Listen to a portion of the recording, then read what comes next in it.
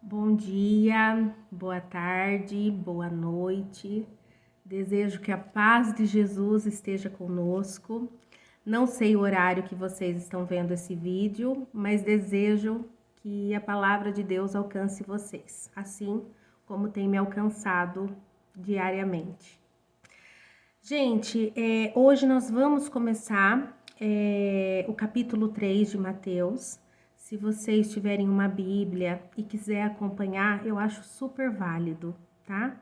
Então, hoje a gente começa Mateus, capítulo 3, a pregação de João Batista. Naqueles dias, apareceu João Batista pregando no deserto da Judéia e dizia: Arrependei-vos, porque está próximo o reino dos céus. Porque este é o referido por intermédio do profeta Isaías. Voz do que clama no deserto, preparai o caminho do Senhor, endireitai as suas veredas. João Batista, ele prega antes de Jesus começar o seu ministério. Ele prepara o caminho para que Jesus comece a realizar o seu ministério. O que ele fala aqui no início, né? Ele chama as pessoas ao arrependimento, a endireitar os caminhos que estão tortuosos. Eles chamam as pessoas ao arrependimento, né? Durante esse capítulo 3, nós vamos ver o desenrolar da história de João Batista. Mas aqui já nos primeiros versículos, a gente percebe que ele faz o quê? Ele chama as pessoas ao arrependimento.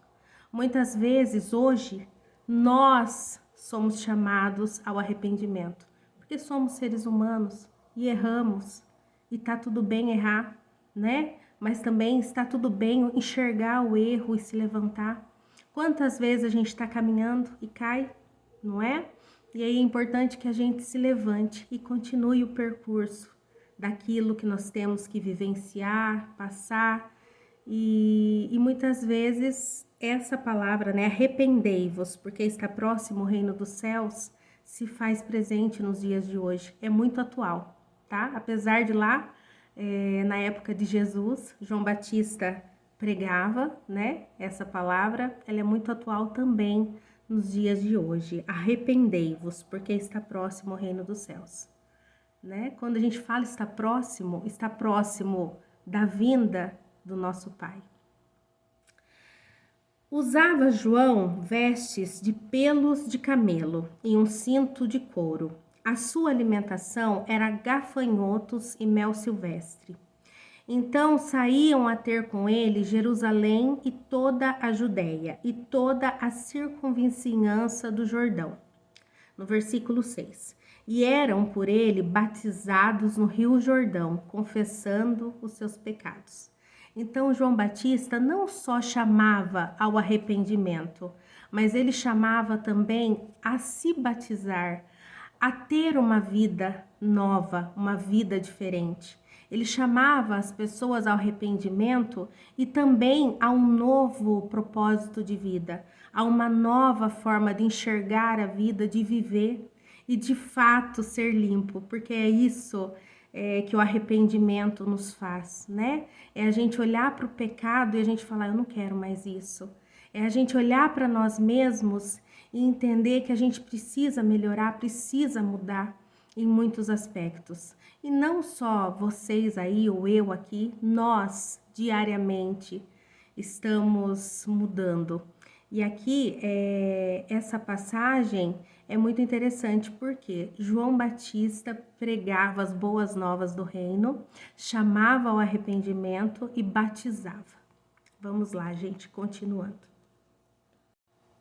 Vendo ele, porém, que muitos fariseus e saduceus vinham ao batismo, disse-lhes: raça de víboras, quem vos induziu a fugir da ira vindoura? Produzi, pois, frutos dignos de arrependimento, e não comeceis a dizer entre vós mesmos: temos por pai Abraão. Porque eu vos afirmo que destas pedras Deus pode suscitar filhos de Abraão. Já está posto o machado à raiz das árvores. Toda árvore, pois, que não produz bom fruto, é cortada e lançada no fogo. Que palavra, né? Aqui nessa palavra, João Batista exorta os religiosos, mas não os religiosos no sentido que vivem na igreja, que buscam a Deus, que buscam melhorar a si mesmo. Aqui ele exorta os hipócritas, aqueles, sabe, eu costumo usar um termo, né? Aqueles que acham que tem a chave do céu e que eles decidem quem entra ou quem não entra. Então, essa exortação não era para os pequeninos na fé, para aqueles que caíram, se levantaram, que erraram, mas essa pregação aqui é para aqueles que se achavam melhores que os outros, talvez por uma vestimenta, né, de sacerdote, ou por uma vestimenta de ser superior aos outros. Então, é esse tipo de povo que João Batista relata aqui e chama de raça de víboras. Aqueles que muitas vezes não entram no reino e não deixam que os pequeninos entrem. Por quê? Porque se acham mais merecedores, né? Ou se acham melhores que o teu próximo. Eu tenho uma frase que eu gosto muito e eu uso bastante ela. Eu não sei se o meu próximo está pecando, se ele está em pecado, se ele erra ou não. O que eu sei é que eu não via e agora eu vejo e agora eu enxergo. E quando a gente entende que toda a nossa mudança ou toda a nossa melhora não se trata de nós mesmos, mas se trata de um amor superior que é o que vem do trono do nosso Senhor Jesus, nós entendemos e conseguimos ver o outro com amor.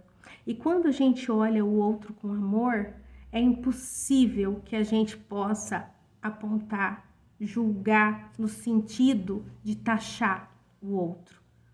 Quando a gente exorta a mudar de vida, como João Batista pregava aqui no começo, né? Arrependei-vos porque é chegado o reino dos céus. É no sentido, irmão, amigo, colega, primo, prima, não sei, eu te ajudo. Eu já passei por isso. Quando a gente tem uma luta, uma coisa muito difícil de superar, seja um pecado, né?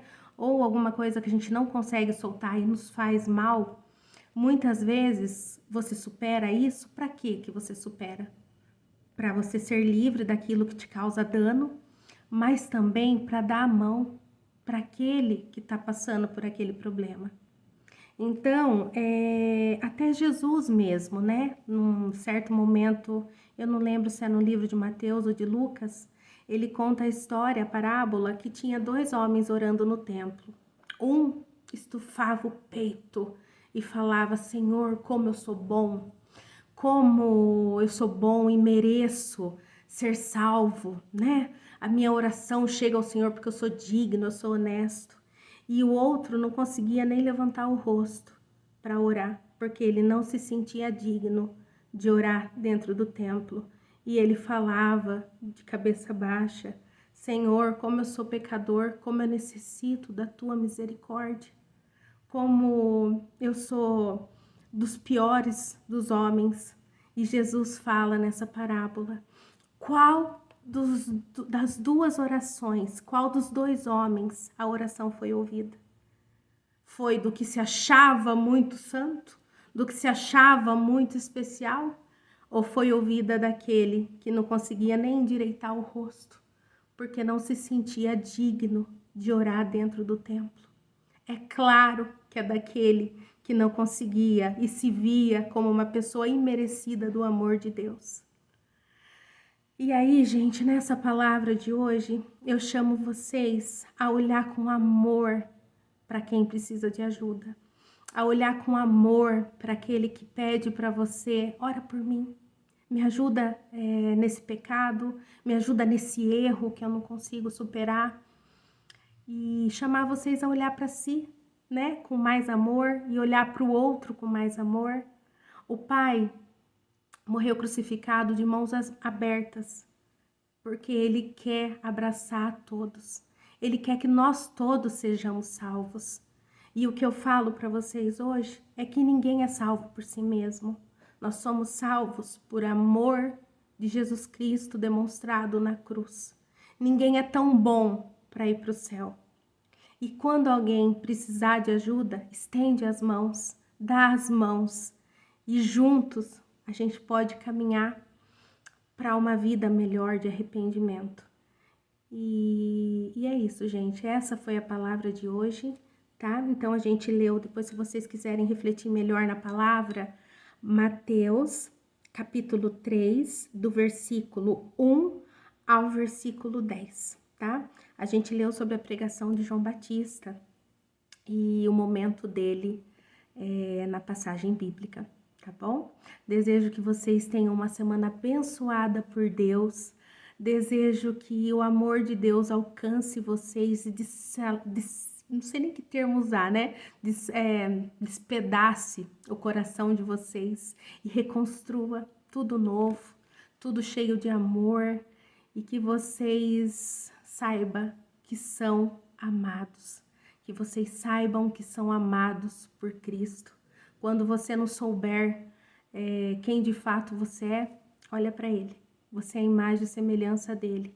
E ele te amou tanto, tanto, tanto, que deu a vida dele para que você tivesse direito à vida eterna.